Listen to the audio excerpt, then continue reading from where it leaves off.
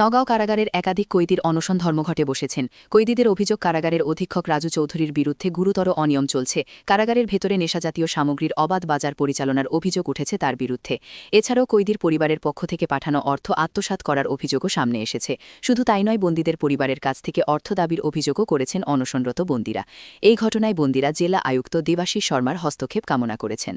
Enquiry চলি আছে, সেইকাৰণে এনকোয়াৰিটো শেষ হোৱাৰ পিছতে আমি আপোনালোকক ক'ব পাৰিম। এটা এইখিনি নৰ্মেল চলি আছে, জেলৰ ভিতৰত কোনো প্ৰব্লেম নাই।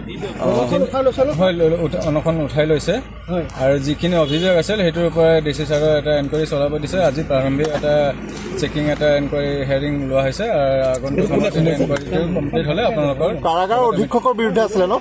কাৰাগাৰৰ ভিতৰতে ঘটনা কিছুমান অধীক্ষকৰ বিৰুদ্ধে কাৰাগাৰৰ ভিতৰৰ ঘটনাক্ৰমৰ ওপৰতে কমপ্লেইনবোৰ কিছুমান আছে। এইটো এটা এনকোয়াৰি এটা কেনেধৰণৰ ঘটনা সংঘটিত হৈছিল বুলি তেওঁলোকে জনাইছে আপোনাক? যিহেতু এতিয়া এনকোয়াৰিটো হ'ব, সেইকাৰণে আমি বেছি তথ্য আপোনালোকৰ লগত শ্বেয়াৰ কৰিব পৰা নাই। এবাৰ এনকোয়াৰিটো হৈ লওক, এতিয়া তথ্যখিনি আমি চবৰ লগত শ্বেয়াৰ কৰিব। ধন্যবাদ।